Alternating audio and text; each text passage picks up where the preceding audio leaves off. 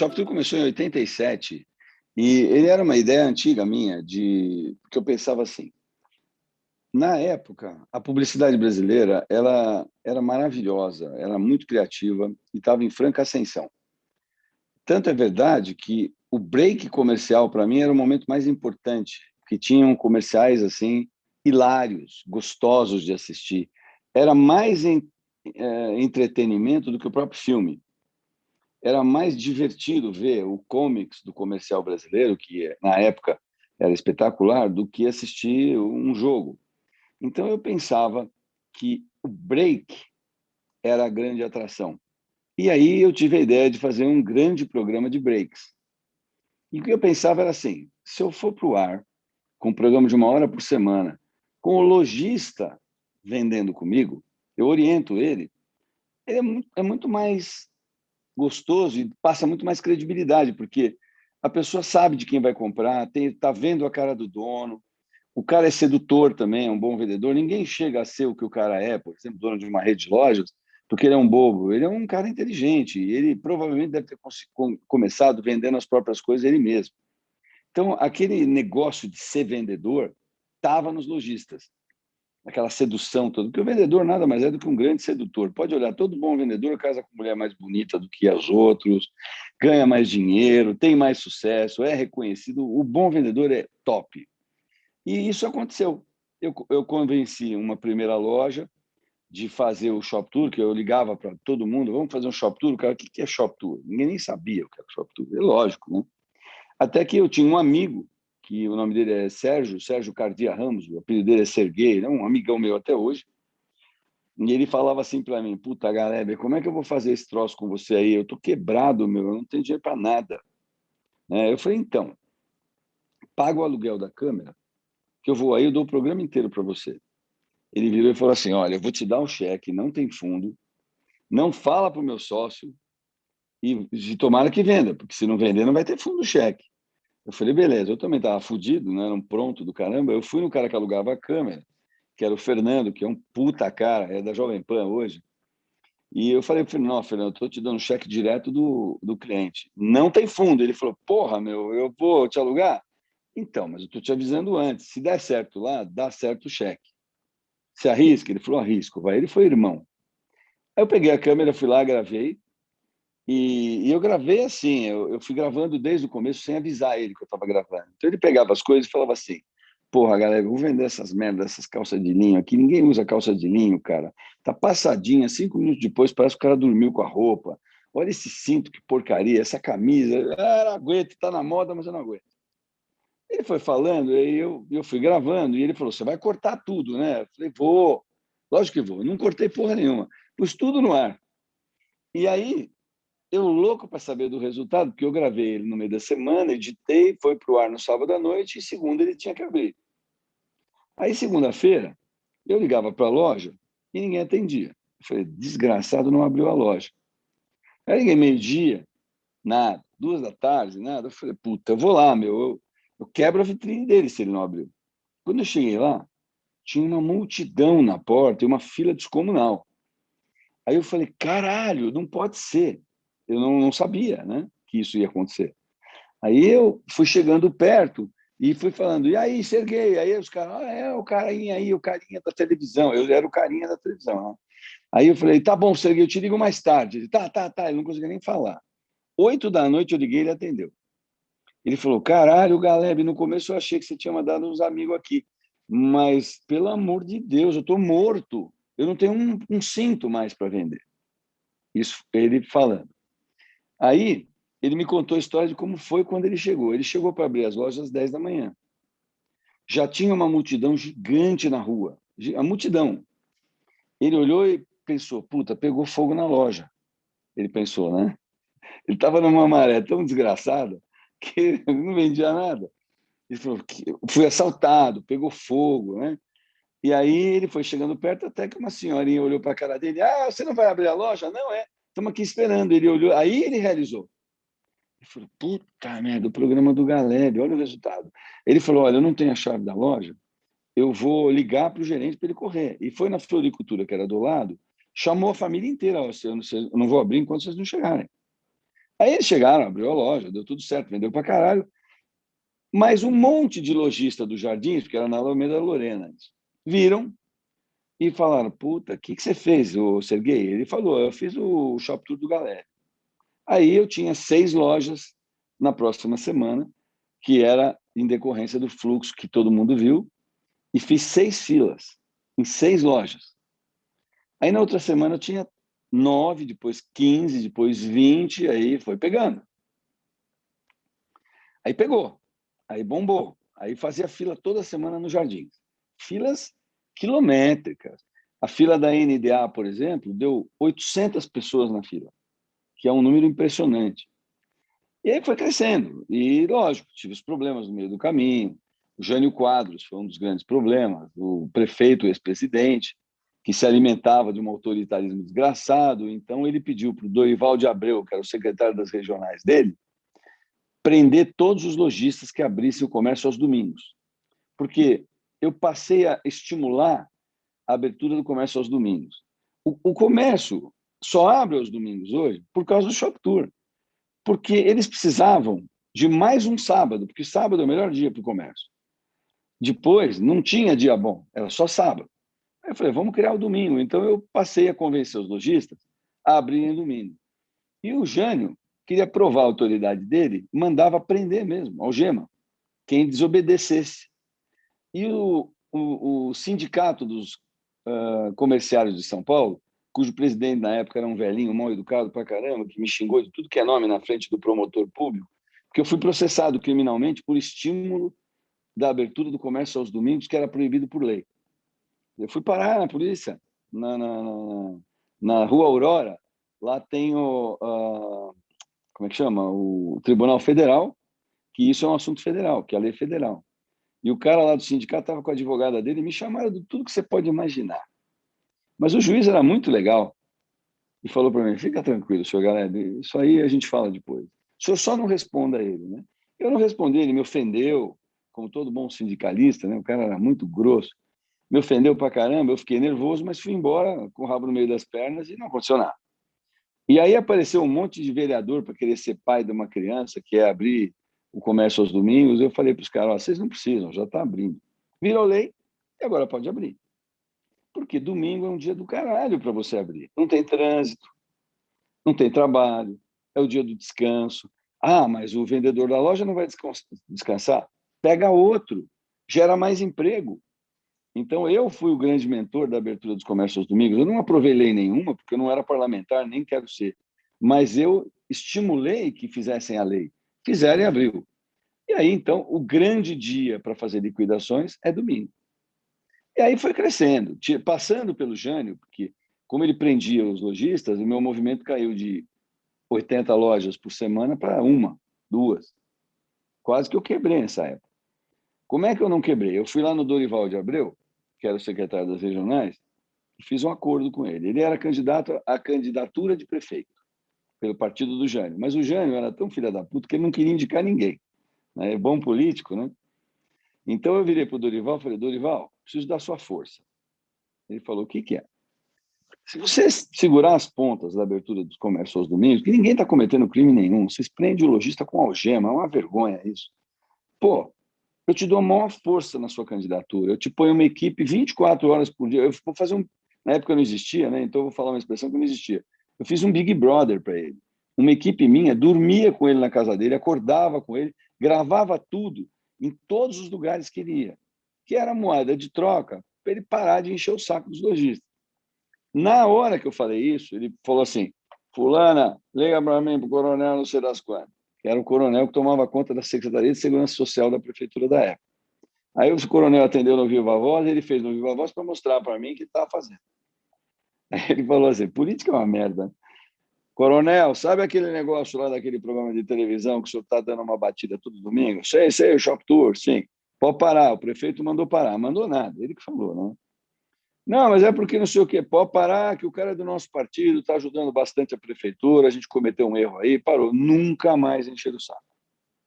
E ele, eu acompanhei ele em campanha durante 90 dias, ele não foi o escolhido para a prefeitura, e aí a prefeitura mudou de partido, entrou Erundina. na época.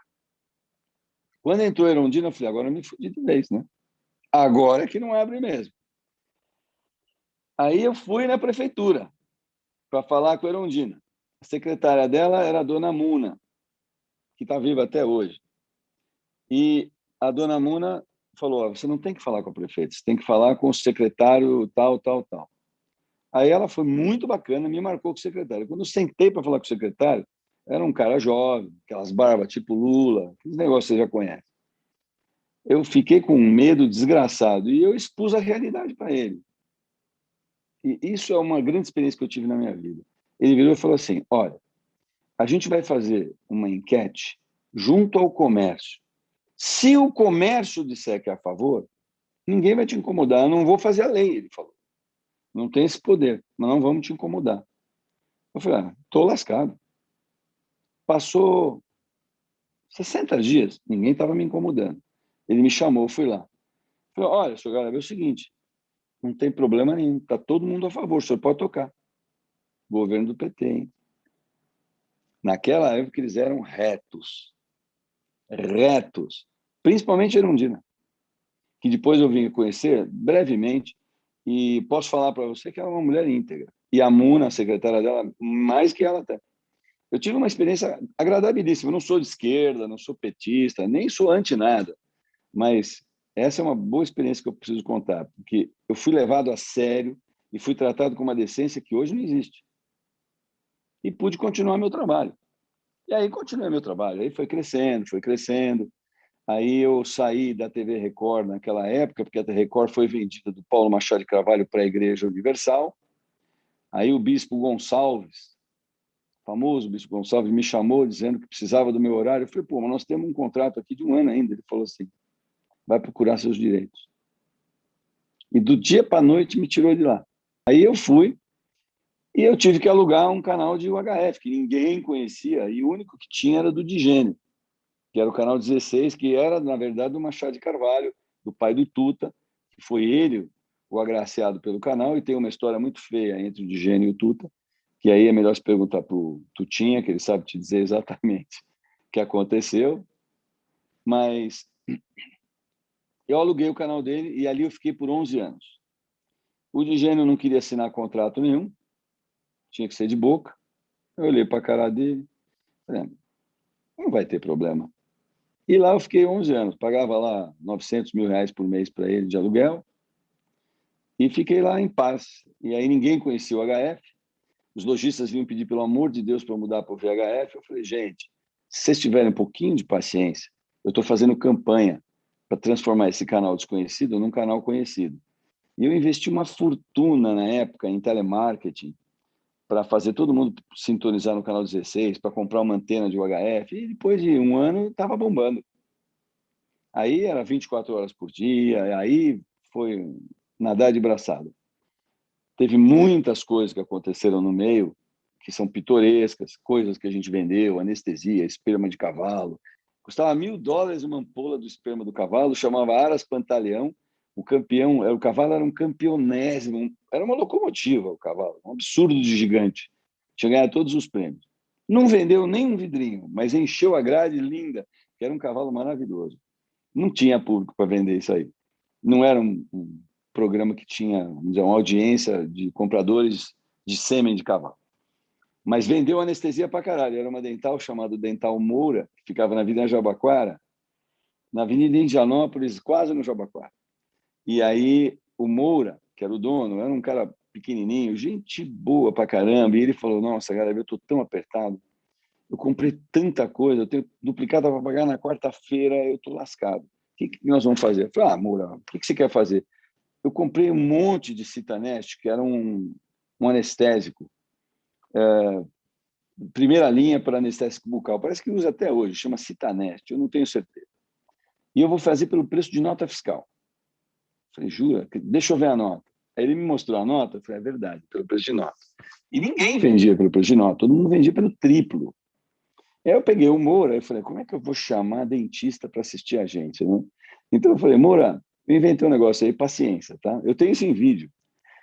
Eu falei, olha, você aí que... Eu liguei para um tio meu que era dentista e falei assim, tio, como é que é o nome de uma cárie que fica bem aqui na frente, entre os dois dentes. Não tenho certeza do que eu estou falando, mas ele falou assim, esse lugar chama distal da vestibular. Falei, bacana. Aí eu abri, falei, ó, pessoal, isso aqui é o Moura, da Dental Moura, nós vamos vender artigos para dentista. Mas não muda de canal não, porque eu tenho um negócio para te propor.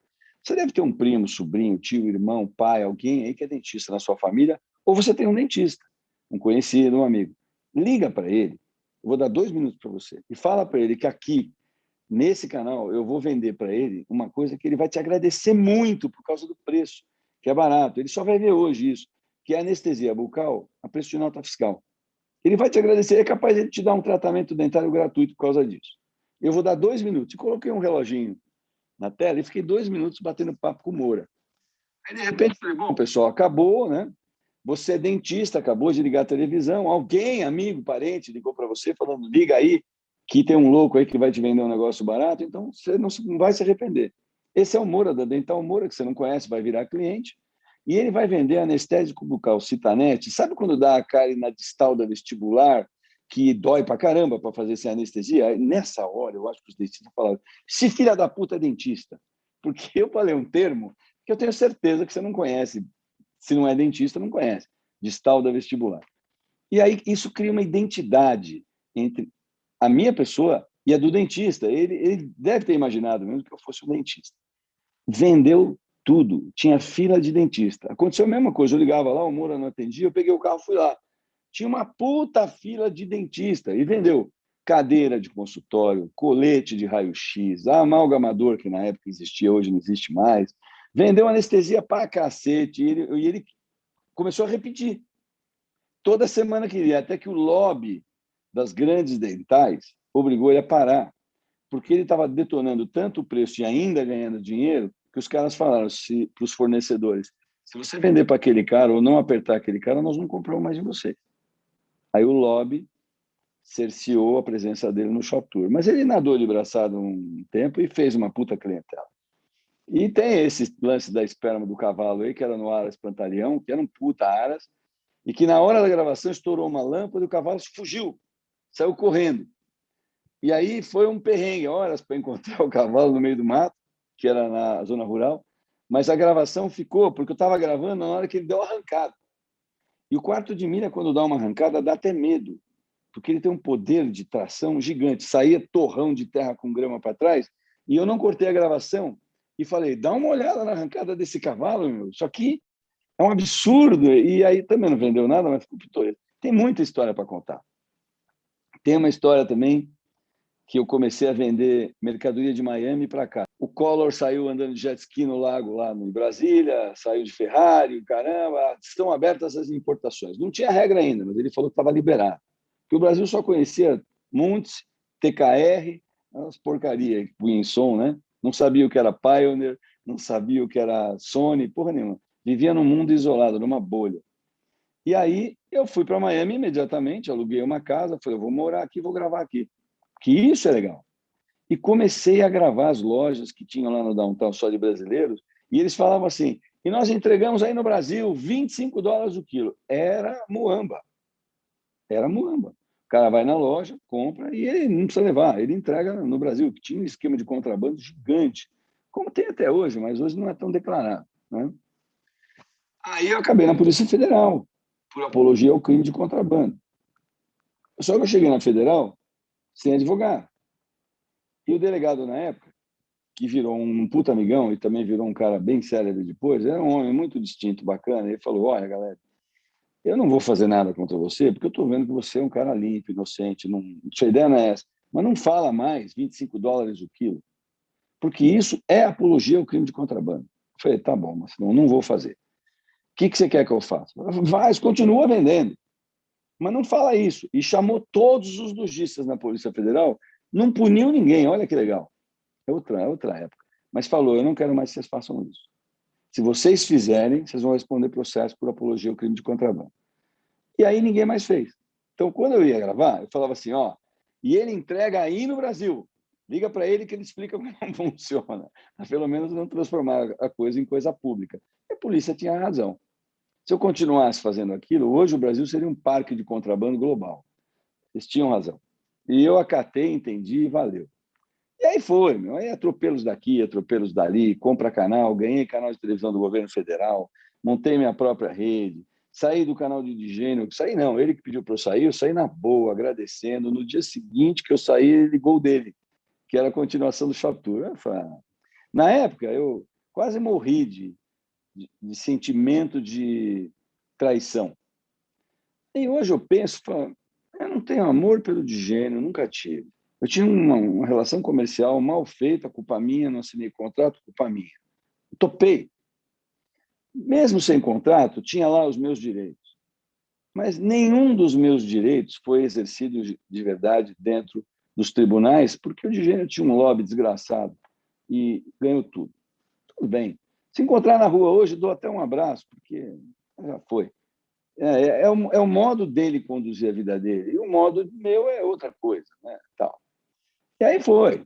E aí fui embora, fui crescendo, fiquei no meu próprio canal, atropelei o canal do Digênio, que era muito mais poderoso em potência que o meu era uma retransmissora. Mesmo assim, quando subi, ele desceu, e o caramba, ele está aí até hoje, uma fatura R$ 500 mil por mês, uma porcaria, podia estar faturando 5 milhões. Se ele ligasse para mim e falou, galera, me ajuda. Falei, o que você precisa? Vamos subir o faturamento. Eu topo. Vê o que você tem, fica com você. O que subir, metade é meu do lucro. Topo. Eu subia para 5 do dia para a noite. Ele não sabe trabalhar. E quando eu saí do ar, ele perdeu a referência do Shop Tour. Quando ele perdeu a referência, ele está estabilizado do jeito que ele estava em 2010 até hoje, com uma questão que é a deterioração. Como não existe lá nenhum controle de qualidade, com roupa que os apresentadores vestem, com qualidade de câmera, qualidade do profissional, treinamento. Porque, eu cheguei a ter 25 apresentadores no Shop Tour, 500 funcionários. Eu sabia quantos pneus furavam. Eu tinha um departamento de atendimento consumidor com 13 pessoas que eu atendia. Eu sabia a melhor lente que existia no mundo disponível, a melhor captação de imagem disponível no mundo. Eu tinha um estúdio que entrava caminhão, eu fiz um negócio assim, tinha 2 helicópteros de imagem aérea, eu tomava um cuidado com qualidade absurda. A pessoa que desenhava o nosso uniforme era a Glória Coelho e o Reinaldo Lourenço, que eram os maiores ícones da moda, né? E o que eles ditaram para nós naquela época, para os nossos apresentadores usarem, que a gente até falava assim, nossa, que estranho que é, usa até hoje os desenhos das roupas. O filho da Glória Coelho, o Pedro, é um gênio da alta costura, está por aí afora na França. A gente sempre teve assim, um cuidado muito grande com qualidade. E aí eu marquei a história do Shop Tour assim. Aí em 2010 eu fiquei doente. E aí eu tive que parar. Eu tive que tomar 2 anos de férias aí, a empresa não ia aguentar sem a minha presença. Acabei tendo que vender tudo e para me recuperar, né? Eu falei, eu não vou deixar qualquer um tomar conta, eu prefiro vender. Vendi, aposentei a marca está guardada, está vendida para uma empresa de fora, mas está guardada, como é que eu vou te dizer? É uma medalha no meu peito e eu faço as minhas outras coisas inovadoras por aí que ninguém conhece. Lembra do tubo Persicus Pisamilho? Você não vê, mas nós estamos aí. Tem muita coisa que você usa que é minha que ninguém sabe. Entendeu? Então, hoje eu prefiro viver nesta obscuridade, nesse anonimato, e é muito mais confortável do que viver exposto. Apesar de, a partir de um mês que vem ou no outro, eu vou protagonizar uma campanha muito interessante de um produto super inovador que vai fazer uma revolução no mercado também e que é de empresas multinacionais. Como eu estou morando fora, eu tenho muito contato com os caras e estou seduzindo eles a trazer negócios para o Brasil, porque está muito difícil ganhar dinheiro fora. No Brasil ainda é bom. Então, quando eles encontram uma pessoa do Brasil, brasileira, que conhece o mercado e é séria, eles querem fazer. E é exatamente o meu caso. Eu recebo super propostas de coisas para fazer aqui, eu falo, não vai dar certo, não vai dar certo, não vai dar certo, tem chance. Então, eu virei um cara lá fora como uma espécie de mentoria para quem quer fazer alguma coisa aqui. Não é tudo, lógico, né? Eu não mexo com tudo, mas no mercado de marketing e comunicação, eu mando bem legal. Eu tenho uma opinião a respeito de marketing muito pessoal, que eu acho que marketing é uma coisa que é um gift, é um dom. Você nasce com ele. Você pode ir para uma faculdade de marketing, mas se você não nasceu com aquilo que o marketing precisa, que aquele ser humano tenha de sensibilidade, você vai sair um cara que conhece o marketing academicamente. Você recebeu aula de marketing, você conhece a história do marketing. Eu me lembro de um grande homem do marketing, o Pericinoto, que falava que o Alex era uma maravilha de ser humano. Ele fala, olha, os grandes marqueteiros do passado foram os religiosos, que estavam numa comunidade de 1.000 pessoas, pegavam um único sino, fazia bim, bom, e vinha todo mundo para o mesmo lugar. É genial, né? E na cabeça dele, essa história é legal. Então, aprender sobre o marketing é uma coisa que você pode entrar numa faculdade ou numa escola e, academicamente, você fica preparado para identificar, saber o que é marketing. Mas marketing, para mim, é um dom. Mais ou menos como alguém que nasce com voz para cantar ou a mão para desenhar. O cara que não tem nenhum traquejo para desenho, entra numa escola de desenho, ele sai um desenhista medíocre. O cara que tem o dom, aos 18 anos, ele já desenha para caralho. E ele nunca estudou, mas, porra, se ele entrar numa escola, ele vai virar um gênio. O cara que tem voz, que vai para Juilliard estudar música, sai de lá cantando em ópera, cantando rock, o caralho. Se eu for para Juilliard, eu vou sair de lá tocando piano, entendeu? Eu não vou conseguir cantar. É um dom.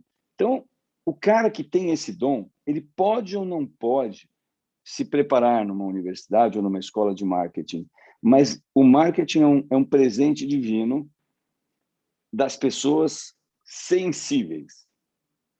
É isso. Os sensíveis são os grandes marqueteiros. Aquele cara frio, calculista, esse cara é tudo menos uma pessoa de marketing. O cara é emotivo, sensível, que percebe as coisas, esse é o homem de marketing. Isso para mim é marketing. Eu não sei fazer muita coisa, como todo mundo pensa que eu sei fazer. Eu fiz bem feito uma coisa. Mas essa uma coisa é totalmente alicerçada num único fato, que é o fato da verdade do recado que você está passando.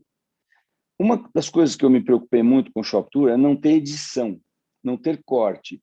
Isso não era por economia, era para mostrar que não tinha truque, que não tinha plano e contraplano, não tinha duas câmeras, muitas vezes nem luz tinha. A maior parte delas era sem luz, era com a luz possível que pudesse ter, para passar a realidade do fato. Enquanto os comerciais ou a comunicação for calçada em artimanhas, isso é marketing, né? O marketing tem muita artimanha positiva e artimanha negativa, mas a palavra artimanha tem uma conotação pejorativa. Enquanto usar artimanhas, vai se vender muito pouco. Tem muita gente desavisada que compra, mas a propaganda, o marketing verdadeiro, aquele verdade nu e cru, ele vende. O Renato Pelissari é um cara de marketing que trabalhava no PayPal, era o homem de marketing do PayPal, depois foi trabalhar no Doutor Consulta, agora saiu, está num outro lugar que eu não sei onde é, eu vou descobrir. Ele é um cara muito competente. Ele me perguntou assim, olha que cabeça que ele tem. Galera, me explica uma coisa. Por que quando você anunciava lá na Fast Shop geladeira de aço de R$ 8.900 com um risco do lado por 3.000 vendia, e que quando a loja concorrente anunciava a mesma geladeira, mesmo modelo, sem risco nenhum, por 3.000, não vendia? Falei, cara, essa é uma questão que eu nunca descobri. Ele virou e falou assim para mim, eu sei, vou te contar. É porque o risco valida o preço. Não é genial? O risco valida aquela redução de preço absurda. O outro, você fica falando, por que será que está tão barato? Você para pensar. Enquanto, quando você risca, o preço está validado, você quer comprar na hora. É exatamente isso. A falar a verdade, não esconder o defeito, ou não esconder que falta uma qualidade, ou falar tudo que tem de bom e até mencionar, infelizmente esse modelo não tem isso, mas fique tranquilo que não vai fazer falta, vende mais do que tentar esconder. Então, o marketing, seja ele onde for, dentro de uma telinha, no mano a mano num balcão, que tem marketing, em qualquer ambiente, até para uma paquera, tem marketing, porra, né? Se você falar a verdade, vai funcionar melhor do que a mentira bem feita. É assim que eu vejo. Não importa a tecnologia. Eu tive um outro cara passou na minha vida, que eu considero um gênio, que é o Marcos Amazonas, que em 2003 ele falava, não vai... Existia uma época onde se dizia assim, quem vai comer quem? A televisão vai comer a internet ou a internet vai comer a televisão? Né? Quem vai engolir quem? O Marcos falava assim, ninguém vai engolir ninguém, amigo. A convergência de tudo vai ser numa única tela. Vai existir uma tela que é tudo, que é o que você está usando agora. Eu não sei se é notebook ou telefone, eu estou usando o meu smartphone. Se você estiver usando, convergimos já. Tudo acontece aqui. Eu vejo Netflix, eu vejo qualquer emissora de televisão, eu vejo Apple TV, eu vejo você, faço Zoom. Tanto que eu estou aumentando o tamanho do meu novo telefone, que eu vou comprar o Pro Max, porque eu não abro mais o meu notebook. Então, quanto maior a tela daquilo que eu levar no bolso, melhor é. Se sair uma dobrável, eu vou comprar. Então, é assim, tudo acontece na tela do telefone ou na tela do smartphone, mas o marketing da tela do smartphone ele tem que ser verdadeiro. Sendo verdadeiro, ele sempre vai vender. Eu conheço o Madia muito pouco, mas o bastante para reconhecer nele um cara de muita ética, de um comportamento muito reto. Ele, com certeza, quando ele criou a Abramark, ele teve a melhor das boas intenções, a melhor, a mais pura, eu diria assim. E deu certo. Essa é a visão que eu tenho. Eu tenho honra, de verdade, de fazer parte da Abramark. Eu não sei quantos membros da Abramark têm tanta honra quanto eu sinto. Tanto que eu cito em muitos lugares, eu sou membro da Abramark, eu sinto com puto orgulho. E isso é porque a Abramark é boa. Se fosse uma academiazinha, eu fingiria que não faço parte, entendeu? Eu acho que a Abramark, ela enobrece o acadêmico, do mesmo jeito que o bom acadêmico enobrece a própria academia. Ele tem que honrar a academia. Então, por exemplo, eu ser membro da Abramark me dá um peso maior ainda das minhas responsabilidades de atuação no marketing ético do meu trabalho. E eu acho que ser membro da Abramark é uma coisa difícil de carregar por causa do Madia. Porque eu sei que ele é um puta cara reto e a gente não pode ser diferente dele. Entendeu? É exatamente assim que eu penso.